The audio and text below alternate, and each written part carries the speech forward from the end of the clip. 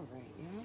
In this video, I'm going to flush out the yellow nozzle on the R3000. Here's what's going on. All other channels are great. The printer has been sitting for a year or so in a garage, so I didn't expect all the print heads to actually be this good, so it was just one, and I'm grateful for it. However, this pretty much has its own continuous ink system with carts, sorta. So, not continuous, but there's lines, kind of like a continuous ink system on this puppy. So you're going to want to raise your lid, pull up on this, and we're working with strictly the yellow. The card aside. Now I went ahead and did a nozzle clean and unplugged it once the print head disengaged. There is a service program that you can do this and not mess up or not have to do that, but then there's more added steps, so it's up to you which way you want to do it. For decades, that's how people have been doing it, is just unplugging the printer in the middle of a print to release the print head. Now I have some Windex inside the syringe, and I'm also going to put a napkin at the bottom, but I need my hands, so I'll be right back. Alright, I've slid the print head over the napkin. I am going to insert that little prong into here. I'm probably going to need more than this, we'll see. I need my hand, hold on.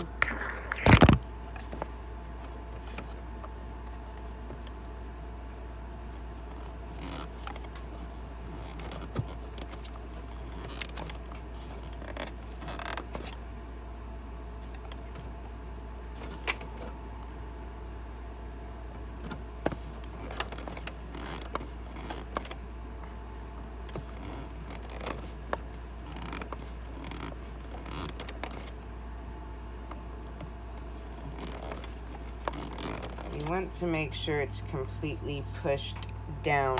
I know you guys can't see me. It's kind of... You want to take out your magenta cart and make sure that you're pushing... You want to take out your magenta cart and make sure you're pushing that to the very bottom and slowly start to pour.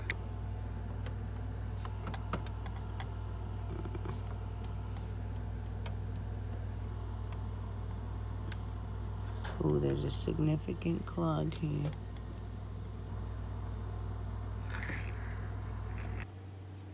Alright, you'll need to change this out and throw it away. I went through one syringe. It was really, really difficult. The yellow was not coming out. Finally, I guess enough Windex got mixed in there, and I slowly but surely forced it through. Do not force it, because you can blow the O-ring on the print head. I don't want to touch this. Alright, let me just grab one of these to use. Alright, I gotta figure out a way where to put the phone so you guys can kind of see what I'm doing. That's perfect.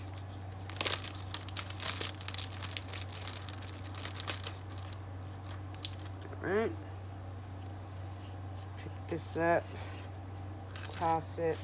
I know I hate this little mess it creates.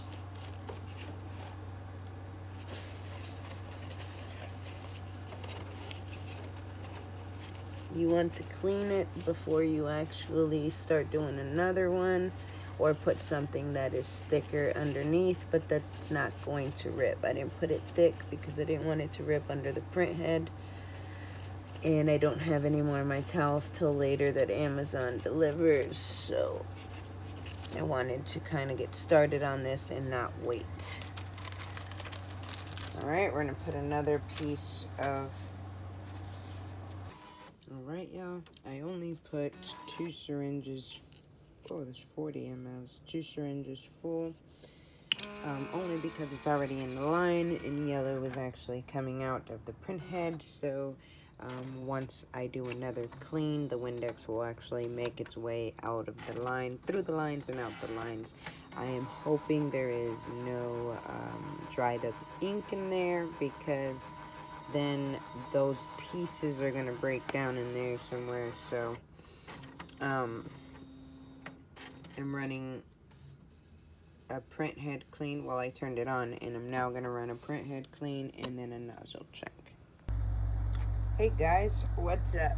In today's video, we will be converting the Epson R3000 for DTF.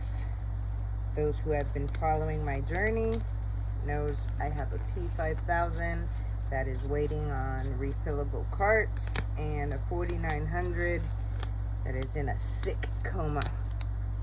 So today we will be using the R3000 to continue to work, and we're gonna fill the carts. I got the carts from Ink2Pro or something like that. Ink Pro today. They're supposedly automatic reset. We'll find out if I'm gonna have that kind of issue this time. And this is the air hole. This is the fill hole. You want to examine your carts and see where the biggest hole is. That's the one you want to fill. The smallest one is the air. They have this set up where you take this off when you're done filling. You'll move this from here to here and you're done. So I love the way these carts are set up from Ink Pro. Fair enough, easy to tell where to fill it, and they didn't confuse anyone. So here we are. Pull the fill hole plug out. If your carts has the color ones on the fill hole, then you'll want to keep it. I'm going to set these aside. If I ever need to plug my carts again, I'll have them. Keep that in and start filling. Now, usually I have Vibrant Vibes inks and the spigot bottles, but I'm siphoning out the ink from the 4900 and making use of it.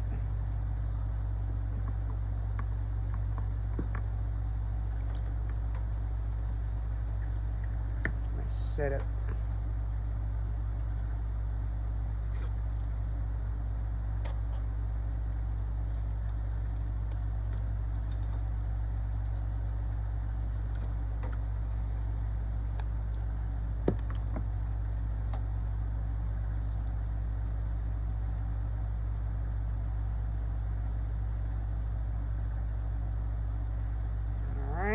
You see, the damper's going to need priming.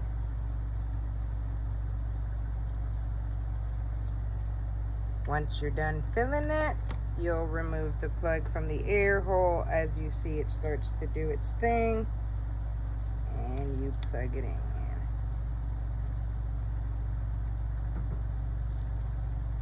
To make this video short and sweet, I'm going to pause it real quick, fill the rest of the carts up, and come back and show you how to finish this up. Alright guys, I got the cartridges filled. I have yellow in the yellow, white in the light cyan, just like I set up the Artisan. White in the light magenta, magenta in the magenta, cyan in the cyan. Now I'm going to add, oh, and I have black on the black.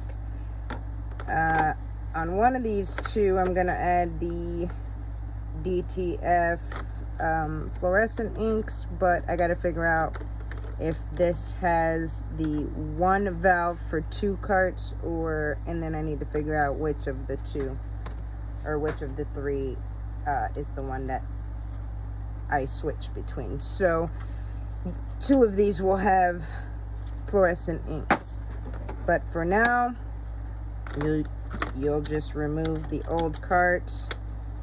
Keep them. You'll always want to keep your old carts because you never know when you'll need to reset your system.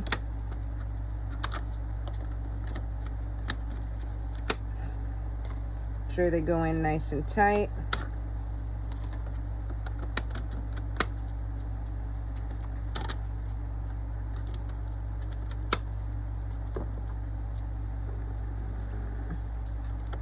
It's PK. All right. Now I'm going to add cleaner in the other 3, just a little bit, so I can see which one is which. We're gonna gamble with it. I'm going to fill LK and MK. Maybe. God, I'm still indecisive. I'll be right back. All right, you're gonna open up the adjustment program. Select an adjustment, which you're going to do an ink charge. Hit OK. Ink charge. Oh, and I gotta close the cover, of course. And it is charging the ink. We'll be right back when it's done. All right, guys, we have all the inks flowing through. Towards the end of this video, I'm going to talk about exactly how much ink it took to charge the lines, because the lines require about 30 mLs. Baby. My iPad where the pencil goes has 2 of your PC screws. Holy moly. I wonder if any more. You have to restart that. I'm good. We'll leave it. Anyway, it took about 4 ink charges to fully clear the lines, and we were good to go. It ran a cart full of ink through the lines, and I refilled them, and we're good. So about 20-30 mLs worth of ink, give or take. The extra 10 if you require nozzle cleanings. I suggest you do that with regular ink before even trying to convert, just so you know if you have any print head issues or it's refillable cart issues. Anyway, moving on. We're going to open dtgpro, which is essentially acro rip 10.2, and I'm going to, let me see, close off. All right. I'm gonna set up my channels as followed. Now I'll be using fluorescence, so I'm gonna set up 2 settings in acro rip. Jesus. Okay. In acro rip 10.2, you want to make sure you go to layout, then printer. We are going to choose the R3000 from the list, and the port, we are going to choose the R3000. For color, we're gonna hit setup. Let me focus so you guys can see. And it's going to be as followed: yellow, white, white, magenta, cyan, off, because this is where I have my magenta fluorescent, off, and black. Okay, you're gonna hit save, and that's done. that is for regular printing without the fluorescence. I'm going to set it up now where it's off on the yellow, white, white, off, magenta, yellow. And this will be my sequence for printing with the fluorescent inks. Alright, you should have 2. And again, this is the setup for regular printing. I'm going to import a photo. Let's see. We'll go with the Pride one, I guess.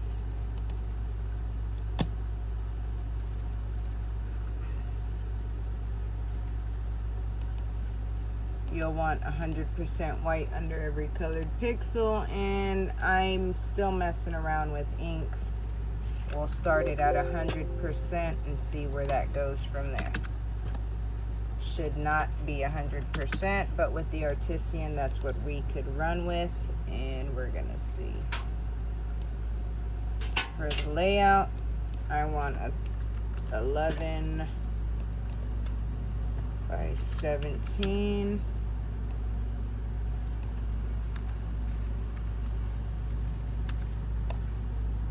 Sorry, 16.5, and we're gonna resize this to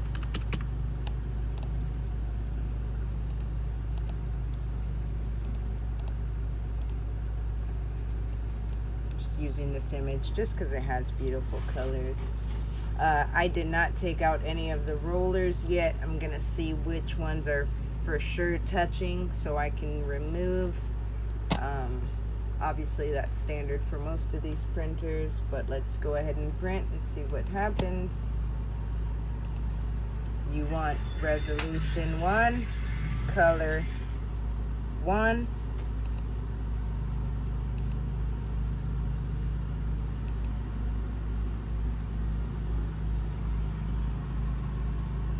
I don't know what any of this is just yet. We'll figure it out at some point. But you want to make sure you have a 1, and then we'll see. Again, the ink might be high. I'm not sure yet. We're going to find out.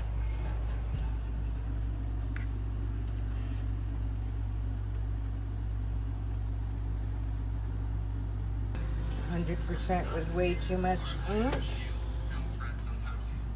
as you see, but it was working.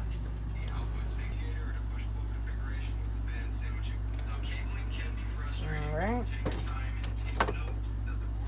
Dang it, I gotta close this.